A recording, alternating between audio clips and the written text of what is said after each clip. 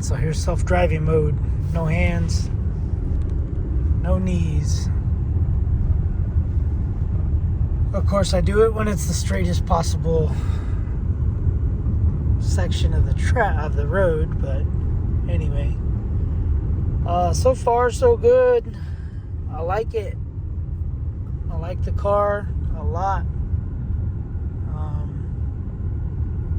Anyway. Yeah. Pretty cool car. I don't know. I just put it on cruise control. It says it's 50 through here. Does it move faster?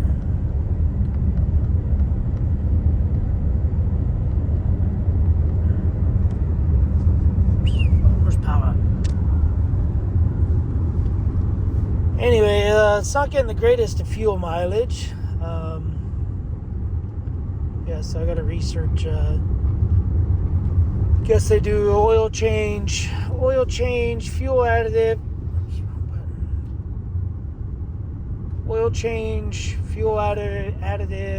cabin filter, something else, oil filter, oil.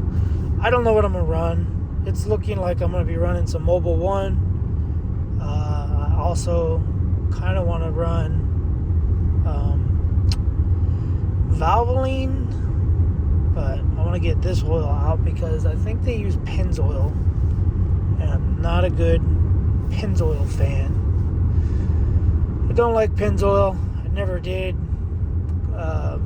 back growing up, because we had cars that engines would seize because it was all paraffin wax. I think I'm saying that right, paraffin wax. And what would happen is you would do your oil change, which is why people always say, warm up your engine before you change the oil, because of all the paraffin wax that they used to use. They always say, oh, warm up your engine to get all the chemicals and whatever, the conditioners, because they settle, but whatever, that wasn't it. It was warm up your engine because there was paraffin waxes in there. And we had a Ford T-Bird, a 1978 Ford T-Bird. And this car, my dad changed the oil, didn't warm it up, just figured, I'll just change the oil. He dumped the oil, maybe a quart, half a quart came out. And he's like, oh man, this engine's about to blow up. So he added 5 quarts or 4.5, I can't remember what it was, 5 quarts, 6 quarts of oil, and overfilled it. And he's like, what the heck? Why is it overfilled? You gonna check the dipstick? It was way up high. And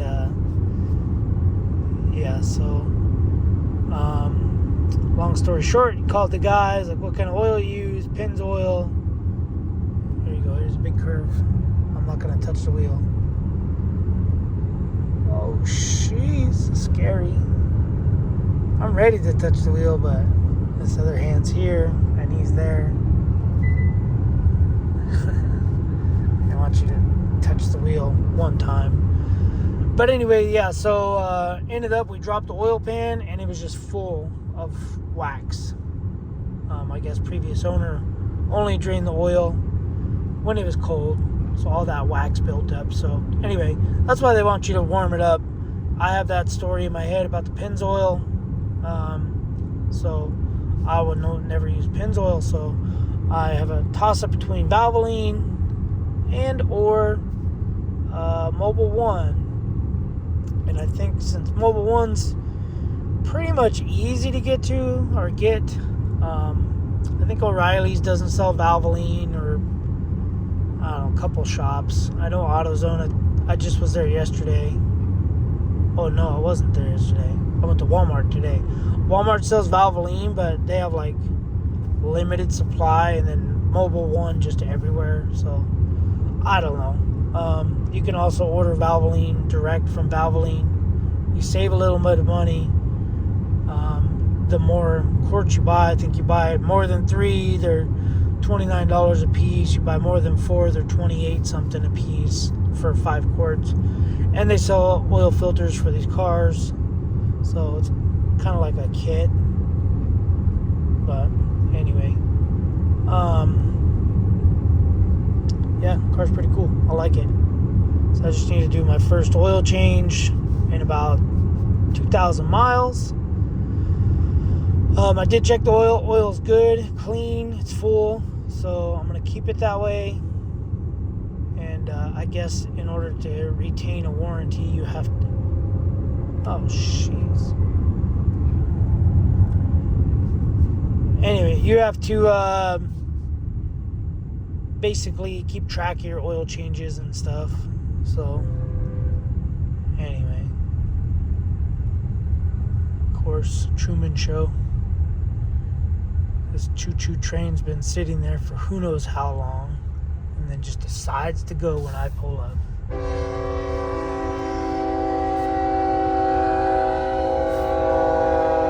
Canadian Pacific, huh? But anyway, guys, yeah, liking the car, really digging it. Still stuff I'm figuring out, going like, why is this car doing this? Like, seat vibrating. If you go over the posted speed limit, like, the rant, vibrates a little bit. Just other stuff. Yeah, just weird little things. I need to get a steering wheel cover. I got floor mats coming. They should be here Saturday. They're going to be shipped up to a friend's house up here in Idaho. So, floor mats. Let's see if this thing... I hate that. I'm ordering a auto start harness. So let's see if this auto hold works.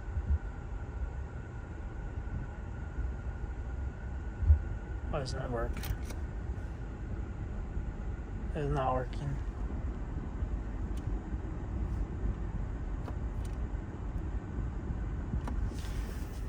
I don't know. Maybe this. What's this?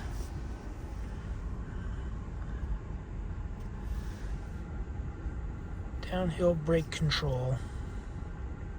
Yeah, I don't know. I don't know why this doesn't work.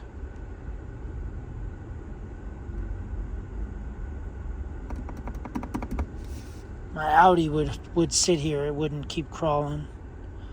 But anyway, guys, yeah, I got floor mats coming. I got a window shade thing coming for the front windshield. It's like fitted for it. A leather cover for this, because supposedly this tears pretty easily. I'm gonna order this harness. It's $100 for this auto start shut off thing. And I can't remember. I need to find a good steering wheel cover, because I don't want this steering wheel to get all beat up. I actually need to do like leather conditioning or something on it. Leather condition this, the seats, armrests, because it's real leather. It's not the synthetic. The lower model is the synthetic. Oh,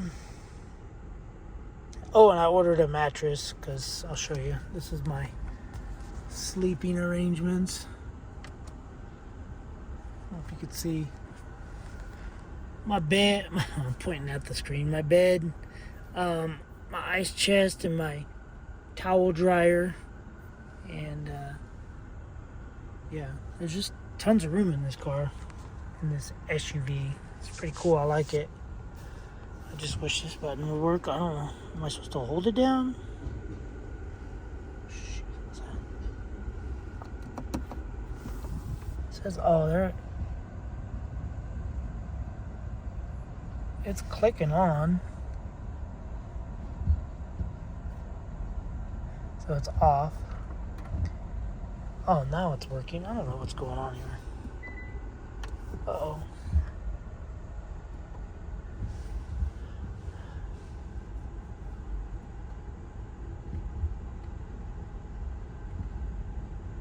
Oh, that's weird. Anyway, guys, yeah, it's working. Never mind. I'm dumb. Just don't know how to use it. But yeah, pretty cool car. Key fob's a little bulky. I don't know how to get it to remote start with the key fob. I can remote start it with my phone. I have a feeling that they're gonna try charging me because the dummy salesman signed me up. He's like, yeah, I'm gonna send you a link, I'm gonna send you this, I'm gonna send you that, and it didn't say anything about charging me. There was a Kia Connect or something that said that they wanted me to sign up. You get 3 free months, but I don't know if that was it. Anyway, the salesman, I didn't like the salesman. I did complain about the salesman, and he no longer works there. But I didn't say bad things about him. I just was more or less talking about the company, which was Kendall Chevrolet, Kia, whatever, in Nampa, Idaho. So I was talking about them, saying how can they sell a car that has a recall on it and I can't take the possession of the car. And they kept telling me, service kept telling the guy, my salesman, that yeah, we're gonna have the part by tomorrow. We'll have the part. We have the part. It started off, they had 3 or 4 parts, and I guess I can get into that later, but they had 3 or 4 parts. Then the morning of, they didn't have the parts, and they would be there at 4 o'clock, and the car would be done by 5, and then turned out, nope, can't get the part. It's going to take 4 days to get the part, which was a Wednesday morning. Your car will be done for sure Monday morning. No ifs, ands, and buts. I said, good, because I flew in, call them, nope, car's not ready, tomorrow. I was like, well, I can't do tomorrow because I won't be in town. And, yeah, it was just it's a big old ordeal. I didn't complain about the guy too much. It was more of the fact that they were selling a car that they couldn't sell me, that I couldn't take. But I'm tired going to the gym. But anyway, it was the fact that they couldn't sell. So I went in and was like, let me speak to a manager. Not to that guy, just to another salesman. I was like, you got a manager? And he's like, yeah, let me go get him. That guy manager comes. I was like, do you have a manager? And he's like, yeah, I'll go get him. So then they both heard me out, basically irritated at their company for selling a car they can't sell. And, yeah. And they called me yesterday and said the guy got fired. And then the guy texted me and said he's no longer working there. And I'm sorry what happened. But anyway, long story short, basically I probably got him fired. But I think they were probably trying to fire him anyway. Because he kind of seemed like a slacker. Like, he didn't tell anybody that I was buying the car for the recall or trying to get the car. So managers had no clue. So basically he should have ran it up the chain and said, hey, this dude's buying this car, but it's a recall and he needs it today. And he never did that, so whatever. Anyway. But this is where I'm working. I'm working right in here. Down that way. About 2.5 miles. So we are making it so that this doesn't happen, because this is an army base back here, or military or navy, or I don't know, some sort of military base back here, and they can't have this road closure, basically blockage. And yeah, so the track that train is on right now is called the siding, and we are extending it about 2 miles, I think. 2 miles. We're extending it that way so that when trains do this, because this train right now, I'll tell you what it's doing. This train's waiting for another train. There's going to be that light that's down there. That light coming towards us right there. That light is another train. So he's in the siding. And that train's on the main track, which is the track closest to me. So they tuck him in the siding. And then this is probably a more expensive train coming. So they said, you don't matter. You matter. Pull over. We're going to run you by. So that train's going to zoom by me. And this train's going to go by. But yeah, so we're extending the track so that this doesn't happen anymore. So that's the plan that's why we're up here working. So anyway, guys, that's all I got. This car's pretty cool. It gets horrible fuel mileage. Hopefully, as things break in and wear in, hopefully it starts to get a little better fuel mileage. But you can see I just got off the highway. I'm getting 21.1 miles per gallon. 21.1. Since I've had the car, I've gotten 20.5, which is horrible. So this was a 30-mile drive doing 25.2 miles per gallon was my average. For today's mileage, I drove 30, I don't know, maybe 30-something miles, 40 miles, because I drove around in town looking for some food, and they didn't have anything. So oh no, I take that back. Never mind, it says it right there. Since refueling, I got fuel last night. Okay. I wish I could read. So drive info. Anyway. Accumulated information. So this is the total since I've owned the car. Well, they have miles on it. But anyway.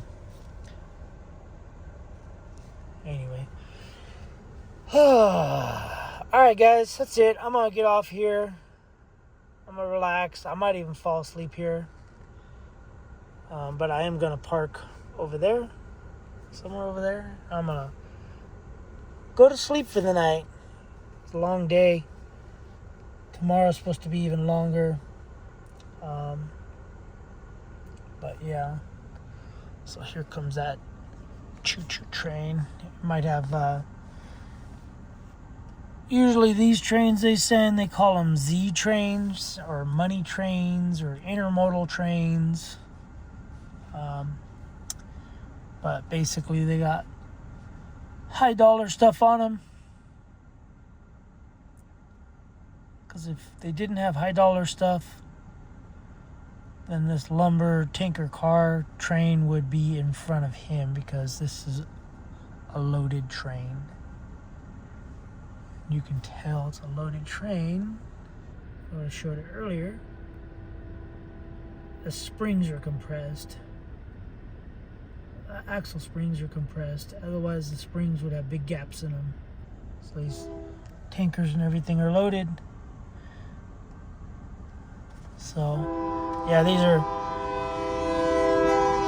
is a Z train. That's just probably steel or something. Oh, it's a reefer. And then these are vehicle cars. Got cars and trucks on those. So, yeah, this is money train. Who knows what's on there? Probably gold bars. Probably not.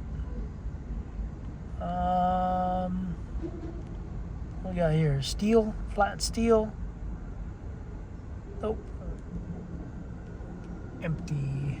Oh, jeez, there you go. Transformer right there. That's why. Oh, another big old transformer. Man, that car is heavy.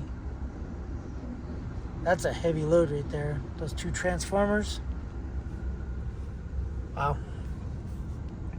Yep, that's a money train. I just watched a video hauling a transformer kind of like that, probably a little bit bigger, and it was a 750,000 pounds transformer, and the rig that hauled it was like 425 feet, 1.5 million pounds is how much the truck, trailer, it was crazy. It had a trailer, another trailer, a big old, almost like a bridge, and then another trailer, a little trailer, and then the transformer. It was pretty crazy. They were hauling it up here on the 80 highway, Interstate 80, and they were showing the traffic jam from it. That was on the 19th of this month. Anyway, yep. So what I'm probably gonna do, I'm probably gonna go down there, talk to these guys for a little bit, throw some ice in my ice chest, because there's ice in these ice chests in the trucks, and they'll just melt.